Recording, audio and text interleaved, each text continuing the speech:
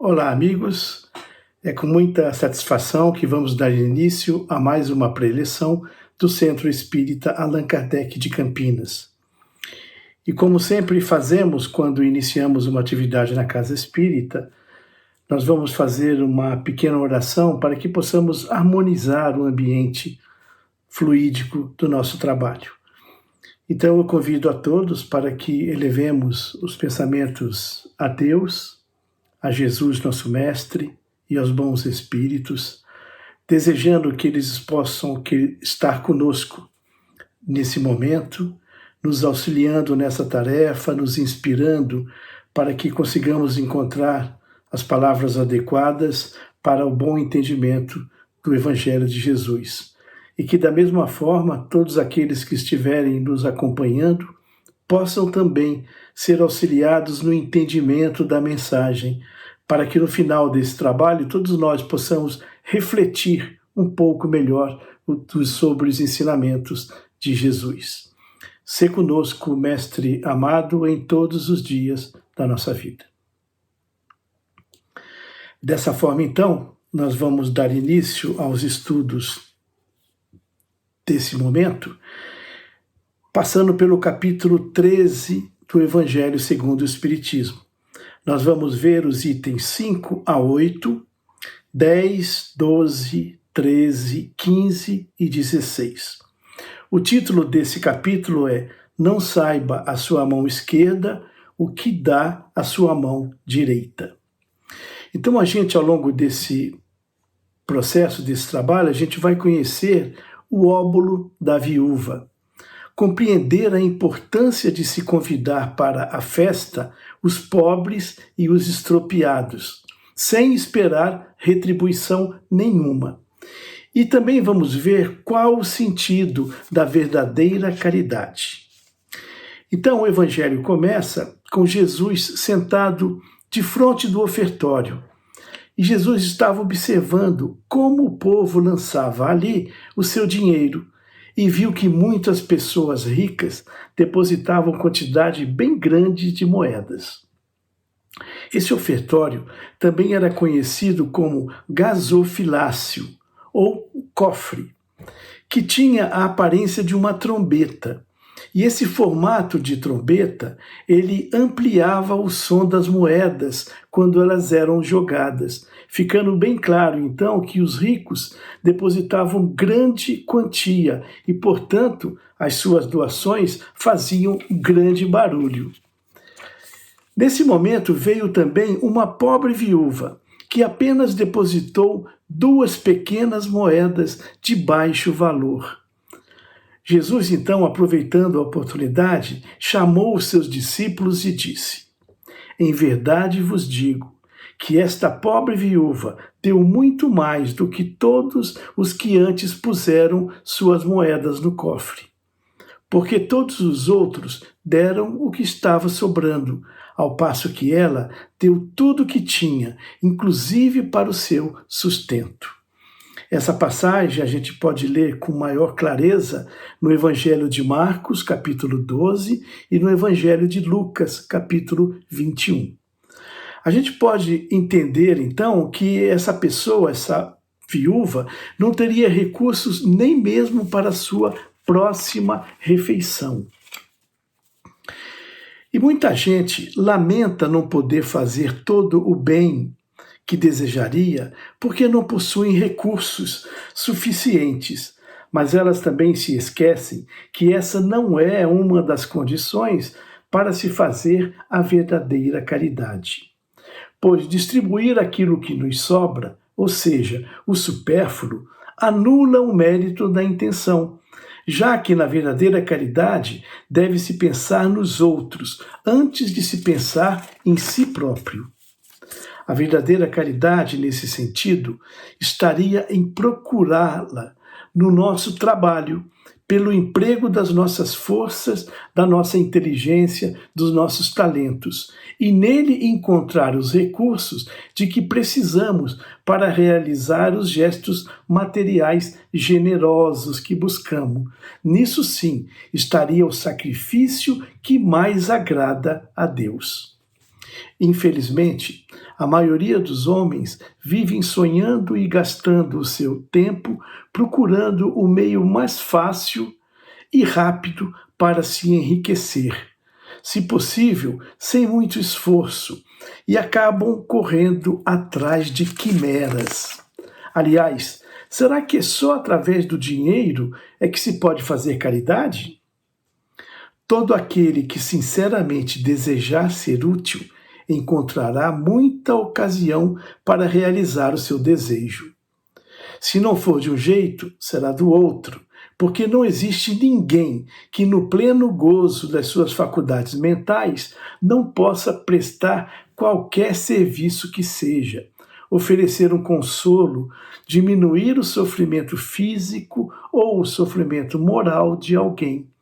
Nesse gesto é que está contido o óbolo, que é a doação, o óbolo do pobre e a moeda da viúva, que Jesus se referiu. O valor material da oferta não é importante quando se pratica caridade. O fundamental é o sentido de amor e despreendimento que acompanha essa atitude. Jesus, mais adiante, oferece um outro ensinamento, quando ele diz: quando fizer uma festa, não convide para ela os vossos amigos, mas convide sim os pobres e os estropiados. Complicada essa mensagem de Jesus, para o nosso entendimento. Não é possível que Jesus tenha pretendido dizer que, em vez dos nossos amigos, alguém deva convidar para sua casa os mendigos que estão na rua. A gente não pode se esquecer que Jesus falava por metáforas. E essas palavras, que são absurdas se interpretadas ao pé da letra, interpretadas literalmente, mas elas se tornam sublimes se buscarmos o seu entendimento pelo componente espiritual. O conteúdo da mensagem se revela nessas palavras. Serei felizes, porque essas pessoas não terão meios de vos retribuir o convite. Quer dizer, não se deve fazer o bem buscando uma retribuição, mas fazer o bem tão somente pela satisfação de o praticar, nada querendo em troca.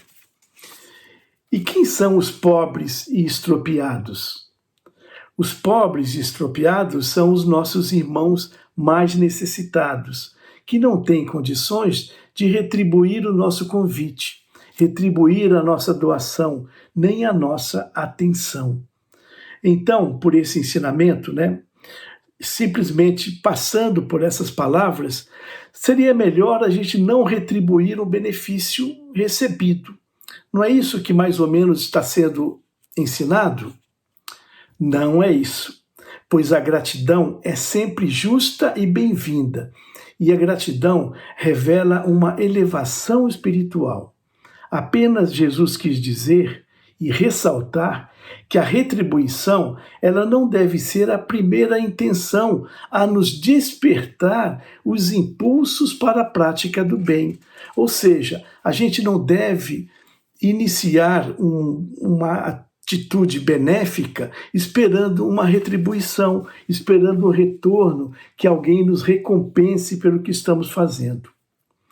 E mesmo que a gente não tenha recursos financeiros, a caridade ela pode ser praticada, porque ela também pode ser feita de várias outras maneiras.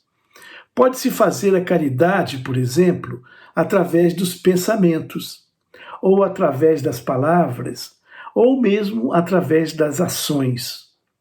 Como poderia ser feita a caridade por pensamentos?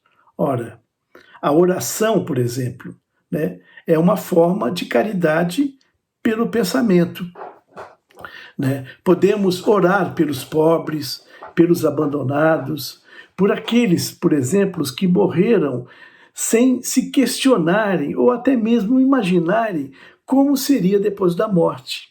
Ou seja, por aqueles que viveram toda a sua passagem como ateus e serão surpreendidos pelo reencontro com a realidade espiritual que os está esperando. A caridade, ela pode ser praticada também por palavras. Quando, por exemplo, oferecemos bons conselhos aos que estão em desespero, em sofrimento e sem esperança. Conte, por exemplo, a eles como o Espiritismo mudou a sua vida e também pode mudar a dele. Ofereça a sua experiência como um elemento de auxílio. Tome a frase de Jesus, amai-vos uns aos outros, como lema. Transfira essas palavras para seu lema e, se possível, reúna todos em torno dessa bandeira. E também a outra maneira de se fazer a caridade é pela ação efetiva, fazendo todo o bem que estiver ao nosso alcance e todo o bem que tiver dentro das nossas possibilidades, logicamente, sem prejuízo para nós mesmos e para as nossas famílias. Nós não vamos tomar nenhuma atitude, que traga prejuízo para as nossas famílias, para o sustento, para a continuidade da nossa vida material. Em resumo, seja bom, seja caridoso, amando uns aos outros e nunca se esquecendo que no quesito dos caminhos para a evolução espiritual, a caridade e o amor estão em primeiro lugar. Quais são os quesitos mais importantes para a nossa transformação interna, a nossa melhora moral? Prática da caridade, vivência do amor. A caridade é a virtude fundamental que serve de apoio a todas as outras. Sem ela, as outras virtudes não existiriam. Olha a importância da caridade. Sem a caridade, nada de bom se pode esperar de alguém. Não há interesse moral que nos guie sem a caridade. Não há fé, pois sem a caridade não há fé, pois a fé é como uma pura luz que brilha em uma alma caridosa. Nesse sentido, um espírito chamado Carita nos trouxe uma mensagem durante a codificação lá na cidade de Lyon, na França, em 1861. Ele nos diz: chamam-me caridade. Sigo o caminho principal que conduz a Deus. Me acompanhe, pois conheço o caminho que todos devem seguir. Não temas nada, eu vos conduzirei pelo caminho da salvação, porque sou a caridade. Então, vale a pena a gente ressaltar a importância de fazer a caridade. E ela é tão importante que Kardec, dentro de seus inúmeros ensinamentos, nos disse que fora da caridade não há salvação. Kardec não disse nem fora do espiritismo não há salvação. Ele foi muito além, fora da caridade, porque a caridade é o amor em exercício. Um outro espírito protetor nos fala que todos os dias ele ouve dizer: eu sou muito pobre, não posso fazer a caridade. E todos os dias ele percebe que as pessoas faltam com a indulgência aos seus semelhantes. Ora, a indulgência não é também uma forma de caridade? Você que pode fazer a caridade praticando apenas a indulgência, não a deixe de fazer. E mais ainda, faça em abundância, faça largamente. E quando nós estamos falando em indulgência, é evidente que nós estamos nos referindo ao perdão e à misericórdia. Perdoar é um ato de caridade. Quando a gente aceita o perdão que vem do coração de outra pessoa, nós estamos sendo caridosos para com ele. E a misericórdia também. A misericórdia é se condoer com o sofrimento do outro, é ser misericordioso, é uma atividade caridosa da nossa parte. Quanto à caridade material, vou lhes contar uma pequena história. 2 homens acabavam de morrer. Então disse Jesus: enquanto esses 2 homens viveram, eles colocaram em sacos diferentes as suas boas ações, para que quando morressem, elas pudessem ser pesadas. Quando eles chegaram, então, nos seus últimos momentos, Deus mandou que lhe trouxessem os 2 sacos. Um saco, o primeiro saco, estava cheio, volumoso, atochado, e nele ressoava o som de um metal que o deixavam bem cheios, ou seja, percebia-se que ele estava cheio de moedas. O outro era pequenino e tão vazio que se podia contar as moedas que tinham dentro dele. Este é meu, disse um. Estou reconhecendo. O saco é grande, eu fui rico e dei muito aos pobres. Este é meu, disse o outro. Sempre fui pobre. Quase nada tinha para repartir e acabei dando muito pouco. Mas que surpresa!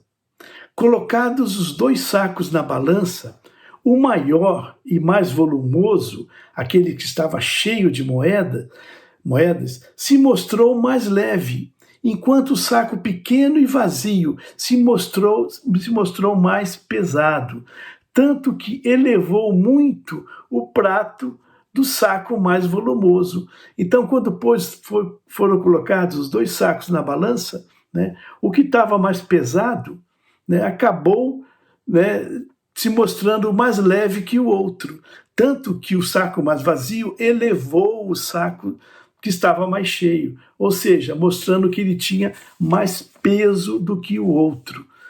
Deus então disse ao rico: você deu muito, isso é uma verdade, mas deu por ostentação e para que o teu nome estivesse em todos os templos, alimentando o seu orgulho. E deu ainda o que lhe estava sobrando. Depois disse ao pobre: você deu pouco porque também tinha pouco, mas cada uma das suas moedas que estão nessa balança representam uma privação que você mesmo te colocou. Você não deu esmolas, mas praticou a verdadeira caridade, que tem um valor muito maior. Que história interessante para a nossa reflexão, Jesus continua: você fez a caridade de uma forma natural. Você foi indulgente, não julgou o seu semelhante. Ao contrário, todas as suas ações revelaram o seu caráter de bondade. Venha para a minha direita e receba a tua recompensa.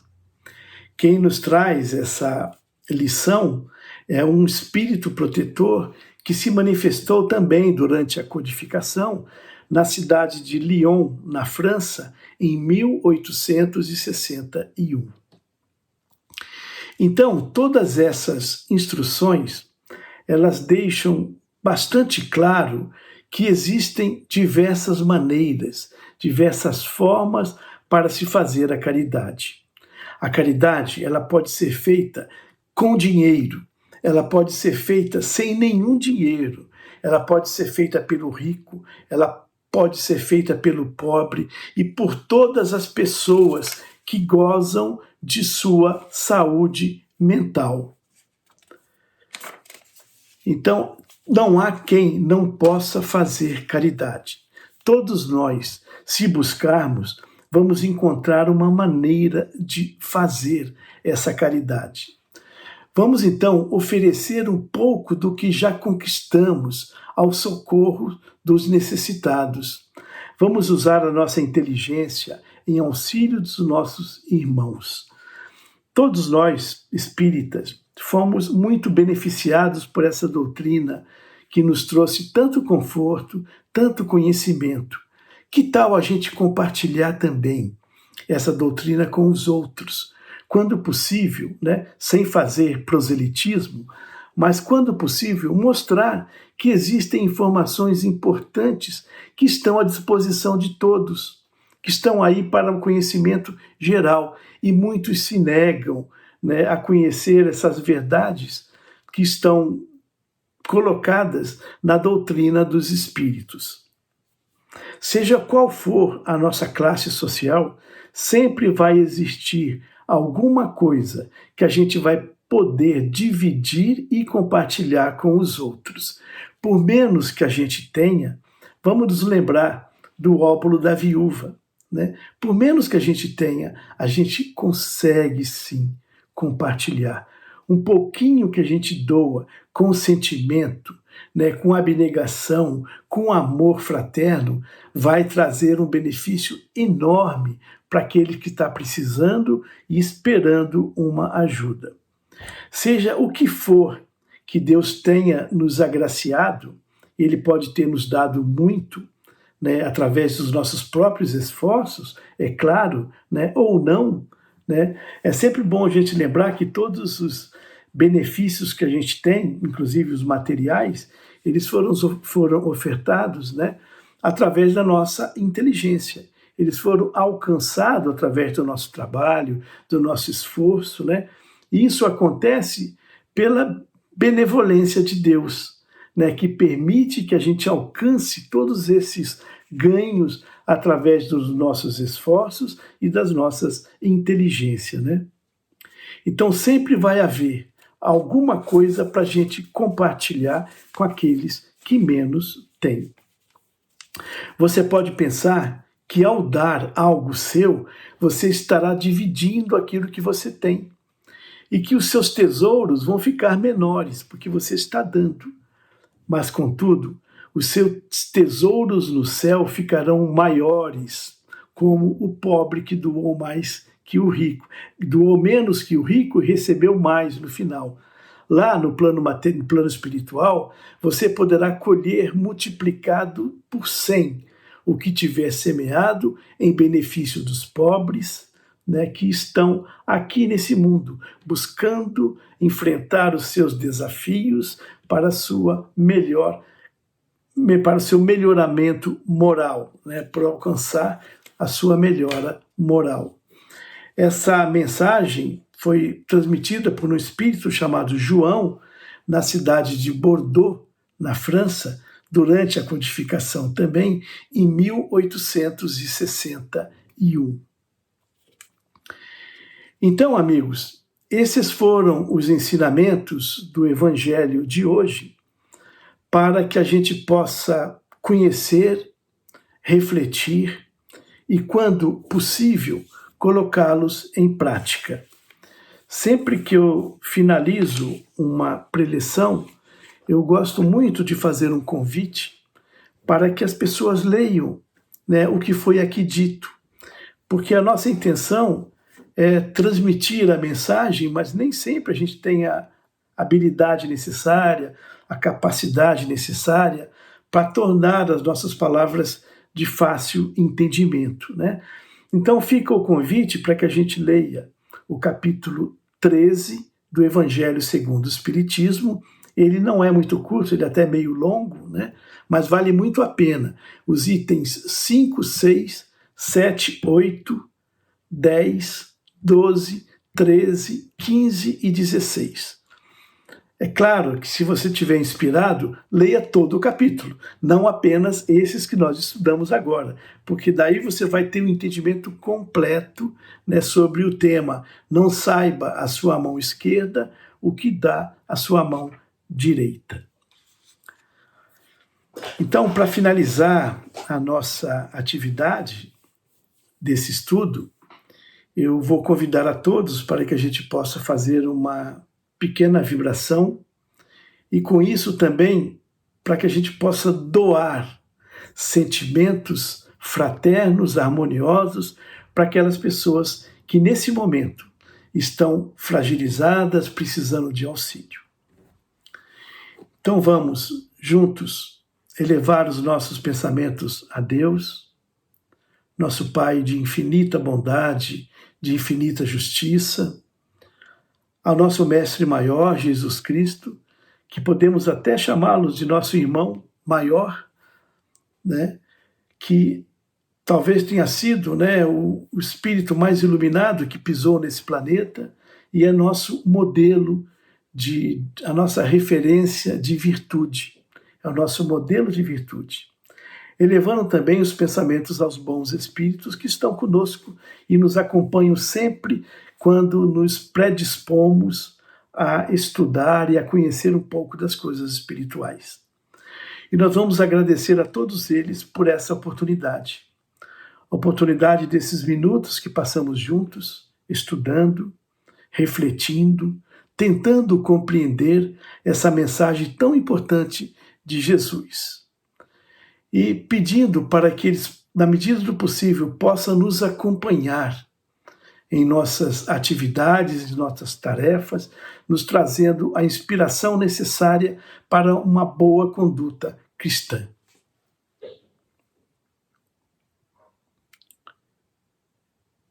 Vamos também, nesse momento, vibrar por alguém em especial que seja do nosso conhecimento e que nesse momento esteja passando por uma dificuldade maior.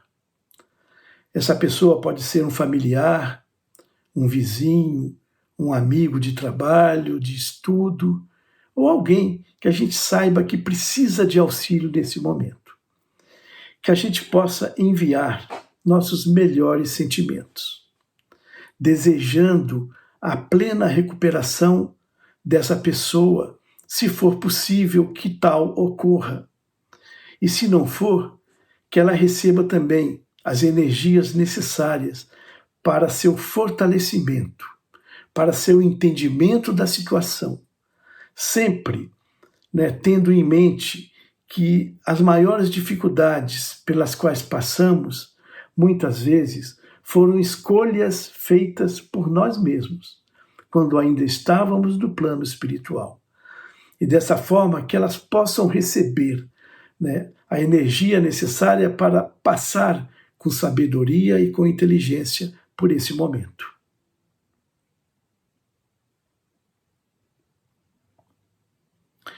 Vibremos também nesse momento, nesse instante, pela nossa casa, pelo nosso lar, visitando mentalmente cada cômodo da nossa casa, substituindo as energias mais grosseiras que porventura lá estejam, por essas energias salutares, benfazejas, de esperança, de harmonia, de fraternidade, para que todos que habitem a nossa casa ou que nos visitem sintam a presença desse ambiente harmonioso e ele traga benefícios, não somente para nós, mas para todos aqueles que visitam e que frequentam a nossa casa.